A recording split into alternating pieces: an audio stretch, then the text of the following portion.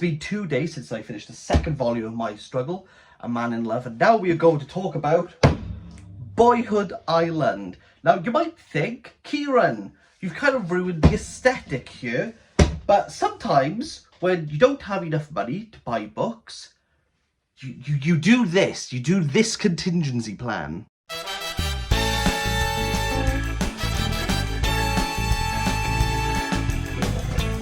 Rocked up to the library. I'm now halfway through A Man in Love. Let's pick up the rest of these books and use the local library, people. Isn't that right, Dora? Exactly. You know, I always rant about my library, but Pontyclean Library, guys, come through. Guys, absolutely come through. Let's pick up some Knausgård. Now we got the books.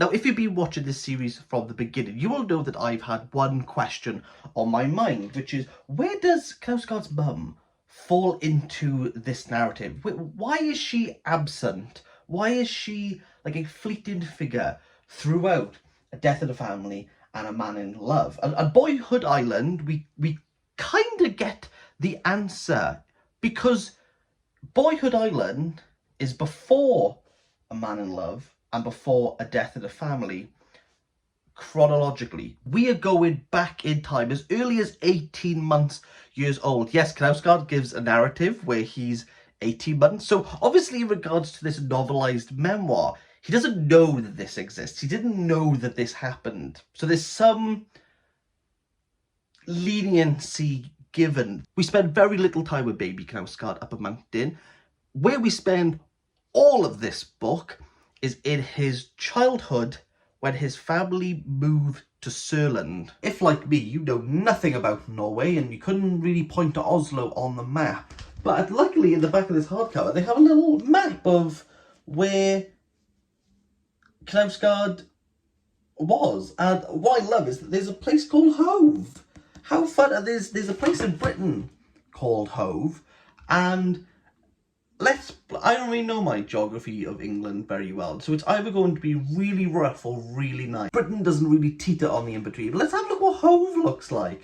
Oh, well done, Hove. Well done, Hove. You're a nice area. I'm glad it's called Hove, not Hull. Oh, Hull. Who would want to live in Hull? An estate, to be precise. And we see Knausgård interacted with the boys who are outside, who are constantly there playing. And we also see Knausgård and Ingvar, his brothers, dynamic, because there's only a few years difference between them, but those few years make great boundaries when you're this age. The difference between an 8-year-old and a 10-year-old is remarkably different from, say, someone who's 19 to 21, where the difference almost feels a little bit...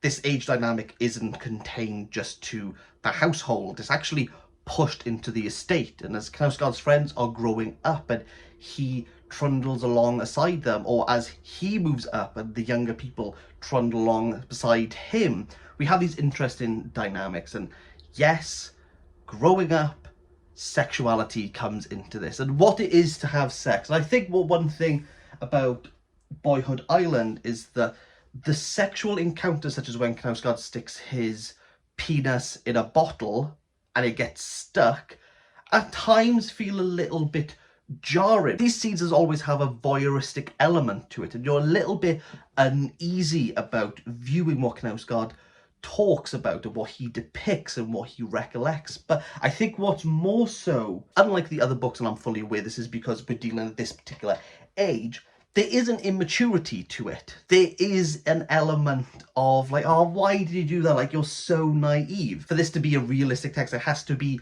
somewhat realistic, and that it does. Boys exploring themselves is nothing new. We have this juxtaposition between Knausgård understanding his feelings and how to explore those feelings versus his domestic life. Knausgård's father is a tyrant, verbally abused, physically abused, mocked constantly. One scene, though, I will say, Boyhood Island feels more episodic than anything else. So maybe I should say one episode. But nevertheless, Knausgård visits his grandmother and she offers him an apple and he eats the apple. And Knausgård's father comes home the next day with a sack of apples and he passes him one and Knausgård eats the apple. And his father puts another one in front of him and goes, eat that one. Knausgård goes, well, no, I'm full, like one was enough. And Knausgård's dad is like, well, how could you eat two yesterday? Like, you're going to continue eating these apples because you're greedy. If you could do it yesterday, you can do it now. And there's this ridiculing. There's a lot of ridiculing. There's a bit where Knausgård's father buys him sweets and he physically pushes Knausgård's face into the table and says, you're going to eat this. It's sad, it's upsetting, and you'd understand why it would make a boy cry. But Knausgård cries all the way through this. There are very few moments where we actually find happiness in Knausgård. Cries at everything. Again, he's ridiculed, he's mocked for being overly sensitive, and sometimes he tries to gain a thick skin. He tries to be resilient, and it almost like perpetuates to his downfall. So he knows he's the smartest in the class. He knows that, and he states it to another child and makes that one cry. The family turn to him and go like, why are you being like horrid? He's like, but it's true. Like, I'm smarter than this kid. Like, I have the best grades. Like why is it wrong to say that? Like, why is being truthful wrong? And they turn to him and be like, you should like not do that. That is definitely something to think about and explore. I think this moment where Knausgård understands his intelligence kind of seeps from A Man in Love, where he's constantly needed reassurance. There's something that he needs to be praised that he's doing it, because he's not being praised at all. It is constant criticism. It's as though his intellect and his ability to soak up information is just normal. So you shouldn't be praised, you shouldn't have like a well done, because it's kind of just, that's just Knausgård. Knausgård understands that his family won't give it to him and he expects it from his peers. And oh, it's so cringeworthy in like the best way possible. They have to choose like a top student, and all the students have to vote on who they want to give the accolade. And Knausgård has the lowest votes. He has one. And that one vote is from Knausgård himself. And he's confronted by his classmates going, well, we know you voted for yourself because no one else will. And you just see Knausgård be like, well, it's not me, like someone's lying, like why would I do that? Like I know who I voted for, and how he's trying to like dig his way out of this situation. Yeah, it's one of the lowest moments of the book, because that's when you realise that no one's going to stand up for Knausgård. No one's going to do anything for him. And you think all of these moments that he'd pick himself up, but he's constantly being pushed down to the floor, even through something that like isn't his fault. So he has to go to a swimming class because his father's trying to teach him how to swim, but is basically just shouting at him, just swim. But his mum signs up to go to swimming lessons, but he needs a swim cap, and his mum forgets on the day, rushes into town, buys the only one available, and it's got like flowers on it. It's a very girly shower cap. And Knausgård, like being a young child where you're so,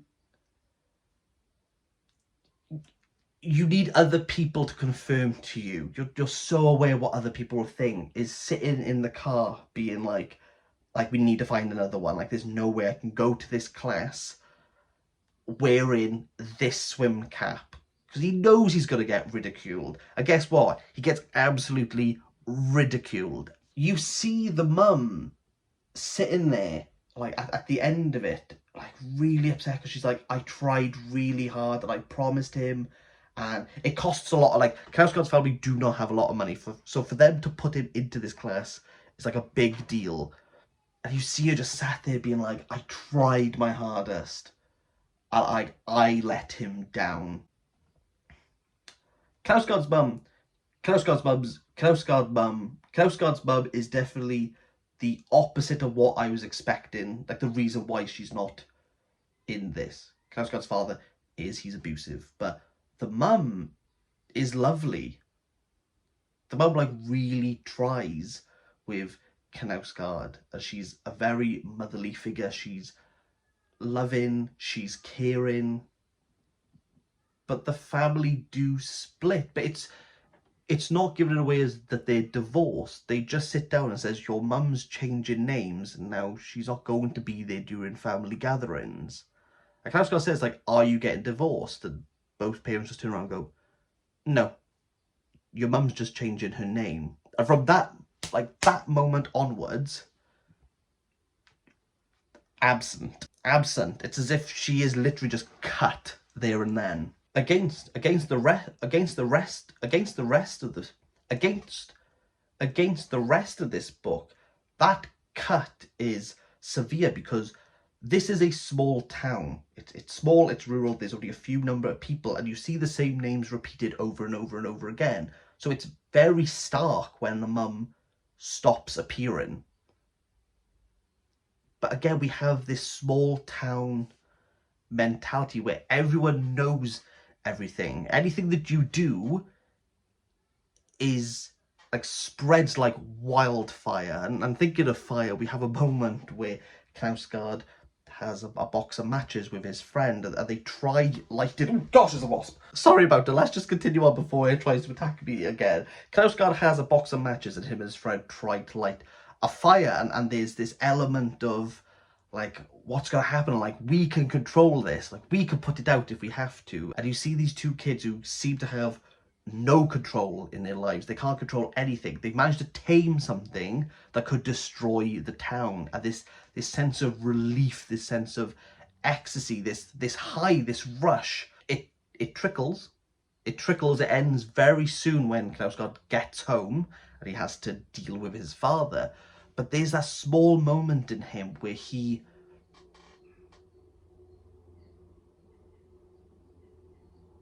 feels as though he did the right thing and that he's doing the right thing. I want to segue into something that is relevant, I promise, about this act of setting fire. In this small place that Knausgård lives, there's a talk about setting fire to the surroundings. Now, I'm from the Rhondda Valley. This is actually like where I grew up. This place right here, I'll stick an arrow on it if I can, like right there, like that's pretty much where I spent 14 years of my living days. It happens more frequently than anyone would like, but people set fire to the mountainside. In recent years, a mountain fire got so bad that it kind of swept, rather than going up like it normally does, actually swept down into the valley. And a place of Gessley, which was like 2 towns over from where I lived, was like nearly caught on fire. Like people's houses were like really on the precipice of like being engulfed in flames. But there's something clearly wrong about it, but there's something clearly inviting. There's something about the act of setting fire to something and seeing it get out of control that clearly captivates enough people, because it's not the same people over and over again. And I was stupid. I used to live on the back of the mountain in Treorchy, and I remember me and 2 of my mates went up, and one of them had stolen like cooking matches. They're really long and it's a safety precaution, so when you strike the match, there's enough gap between the lit end and your fingers, so when you put it into the gas stove, that catches flame and your fingers are safe. We go up the mountain, we pass all the ferns, we go past Rainbow Rock, and there's like a little dry patch of grass. And my mate's there now trying to light this grass on fire. I remember feeling like a little bit uncomfortable, thinking like, well, if this goes wrong, I know what people think when people do this. And I'm there going like, like, what do I say? But being young enough, it's naughty enough that there's a bit of me going like, yeah, like, what if we do it? And it starts kind of smouldering and takes off in some way, and we tried to douse it off. Interestingly, we tried to stifle the fire with blue Powerade, but I don't know what's in Powerade, but it made it worse. In this like moment of like panic and realization, it was just three of us just like stomping on this grass, like trying to like figure out like how we actually control it, and luckily we did. What was left was a scorch mark about yay big, just left there and then. And I remember just all of us like looking at each other, and then like this nervous giggle of like technically we've done it. Like we've done it. Like we have set fire to the mountain. We controlled it. And there was this almost, I don't know what the word would be, like this pact that we weren't going to tell people that we've done it, but like we knew that we had done it. Like that was enough of an experience for us to understand what it was like. And since then, I remember years later where I was about maybe 15, it was like 10 o'clock at night, just teenagers, they got nothing to do, we're all broke, parents don't have money, so we're just kind of like languishing in a park, just languishing, just like enjoying our company. One of the boys who was there was my mate back then in the mountain days. Now, I kind of lost track with a few people because I was sent to a different school. The reason why I went to a different school is that the local school in Treorchy, my mum didn't really want me going there because my sister who went there didn't go there because she used to bunk all the time. She would just come home and stay home. Now there's a 17-year gap between me and my sister, so I basically was raised an only child, but it was enough for my mum to definitely consider sending me elsewhere, to the point where the school that I went to, I had to take an hour bus. So there was no way that I was ever going to bunk off school. Like I had to be there. So I naturally lost contact with people who I grew up in primary school, people who I used to play with on the street when all of them were walking to school with each other. They were making new friends. They were continuing on the friendship and relationships they had in primary school. I had to walk in the other direction past people and stand at a bus stop at 7:30 in the morning to get to school by 9. So I naturally lost contact with people. But this one night, there was a new girl who had joined the school, and I was invited with a few people to come out just to hang. Like we really didn't do anything. Like looking back, and I see teenagers like around where I live just like stood outside, and I'm like, yeah, I get it. Like there's nothing to do around here. Anyway, she's a smoker, but she sticks 2 cigarettes in her mouth, and she gets her lighter, lights them both, moves one over to the other side, kind of purses it there, takes the other lit one, goes over to an overflowing bin, and just like stabs it onto this napkin.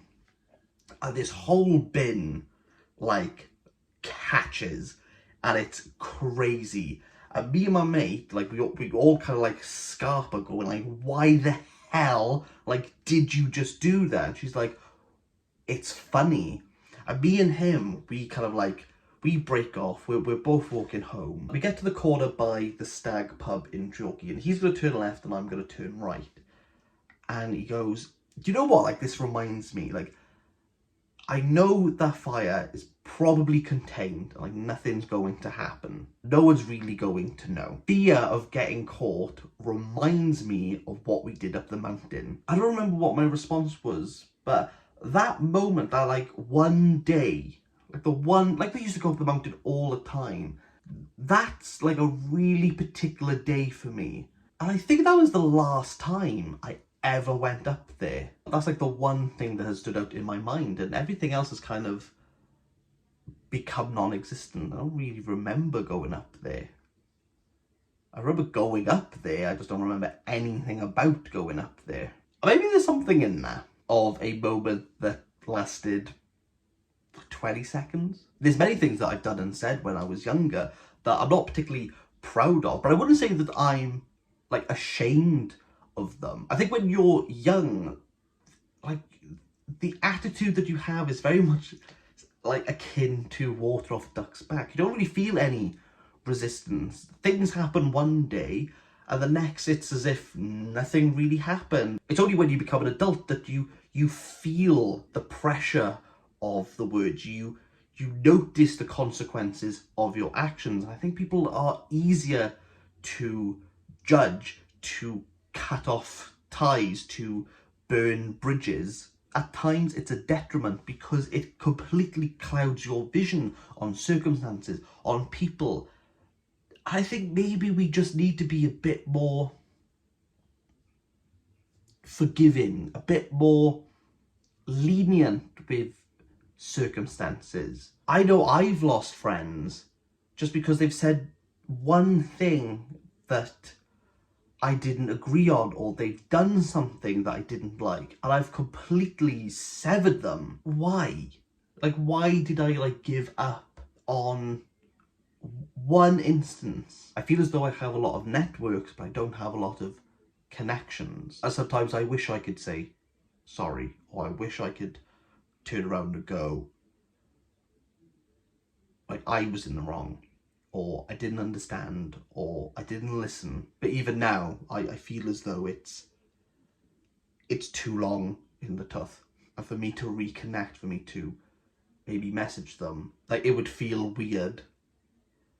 It would feel weird, but I wouldn't have felt that conscious about when my friend said that he was glad my sister died of cancer so she wouldn't have to meet me. I remember it took the summer holiday, and I remember knocking his door being like, hey, do you want to play out in the street? Both of us were like, yeah, like, oh, like, how you been? Oh, yeah, like, a bit bored, just kind of sat around doing nothing. Like picking up like that. The substance that holds Boyhood Island together is relationships. Now, throughout this, I've used friendships and relationships interchangeably. Boyhood Island deals with Knausgård's relationships. In the latter part, within the former, it's his parents. His parents who he believes love each other, and that when you're married, like, that's it. Like, you love each other. You've reached the stage that everyone wants to get to. And how could it possibly fall apart? Like, how could it end? And that's where it is. Knausgård's father moves back into singledom. Knausgård's mum moves back to singledom. And it leaves Knausgård with a pondering of what does it mean to love someone? What do these feelings, what do these... What does it mean? Like, what does it mean? Like, what does it mean? And this is where I had this silly idea. Hi, Alex. How are you doing? I'm okay, thanks. How long have you been married for? A year and a half. We forgot our own anniversary, didn't we? Our first one. Yeah. We did, completely forgot. We had a message from my dad, wasn't there? And then your parents. And we were like, okay, that's cool. And then we were like, oh yeah, we got married. How long have we been together for? Don't worry, Alex. Don't let the film run out. I was thinking, actually. I think it might be 7 years. About 7 years.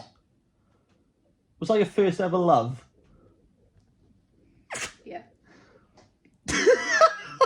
Thank you, Alexandra. Who was the first person you ever fancied? Like in school, not like a celebrity. Like, I was going to say it was Handy Andy from Changing Rooms. do you remember the person from school? You don't have to name names. I went to a girls' school, so no. I mean, it could have been yes. But it wasn't. The first person you ever fancied, you don't remember who they were? I think... No. No. No, I don't think so. Oh. Maybe. I don't know if it's the first. Take that person who you vaguely might have liked. Okay. Would you ever contact them, say, 11 years down the line? No. It'd be a bit weird, wouldn't it? Do I brave and say, hey, 11 years ago, this is what I thought about you? Or is that like a subject a bit too like close to broach? I mean, this is you, so I don't think it would be as weird as if a normal person did it. I'm trying to I'd be a bit freaked out. I'd flattered, I suppose. Yeah. I mean, it'd be worse to contact someone and be like, hey, in case you didn't know, you were my mortal enemy. Like I plotted your death or something. I think that would be worse. That would be worse than being like, hey, bit weird. But what if they say, oh yeah, I fancied you too? I'm going to have to What keep them keen and treat them mean, Alex. That's what I'm going to have to do. Ghost. Oh, I could give you some tips. How do you feel about Knausgård? Well, you seem to be enjoying him. I- He's keeping you occupied, so you can stay. He can stay. I'm just trying to be like as honest as he is, and I feel as though I want to like replicate like not just the experience of Knausgård, but like what it is to be like as brutally honest with people, even though it's like a little bit weird. Like, Be honest with me if you want. I can be honest with you. Yeah? What would you like to know? I'll be honest right now. Anything you haven't been honest about before? I don't Oh know. gosh. Like the real reason you don't like eating cake? Or... Oh, hang on now. You know why I don't like eating cake. I still don't really understand it, but... That's what you want me to be honest about. You want me to be honest about why I don't like some cake. Why I don't like eating some cake. That's... Okay, no, we're gonna broach it. So when I was... Hello. When I was... I don't know why, because the logic is I was like 8 and I'm a bit...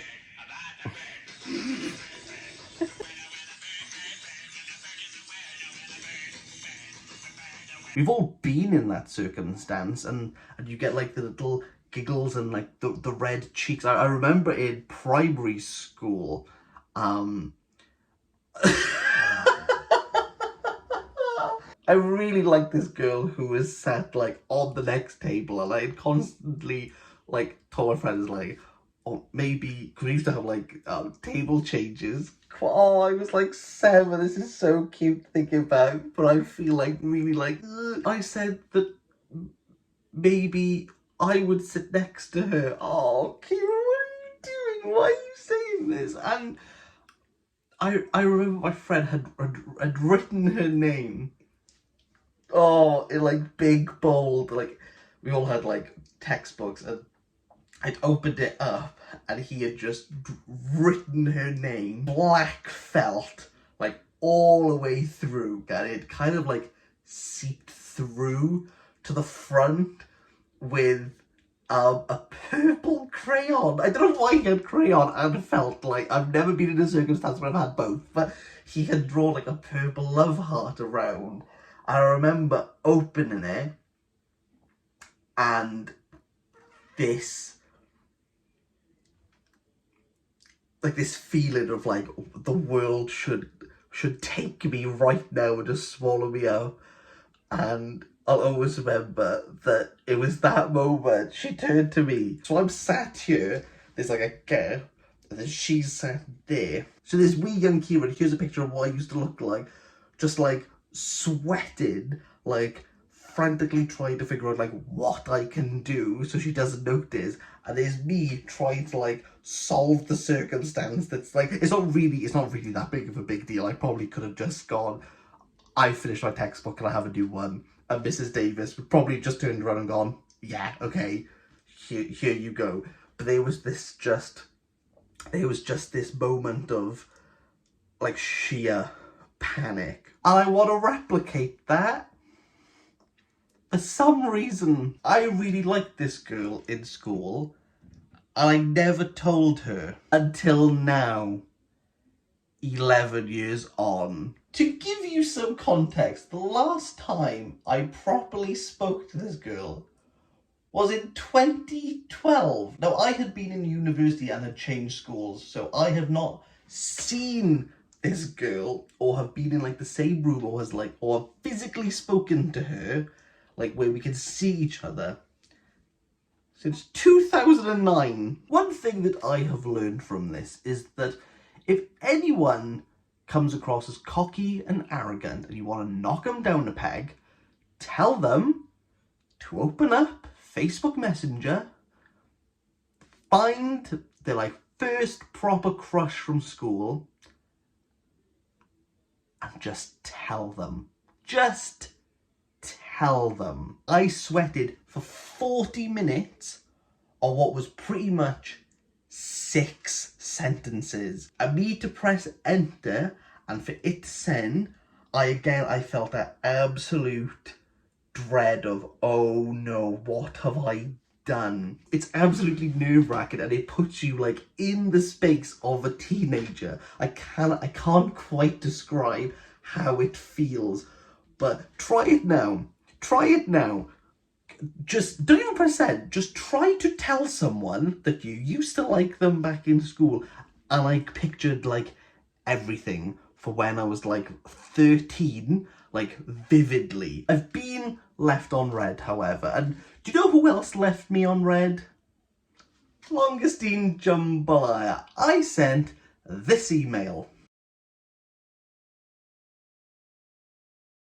Longestine Jambalaya, if you are watching, you're part of this now. You've become part of the Knausgårdian lore. And there's something poetic about that, I feel.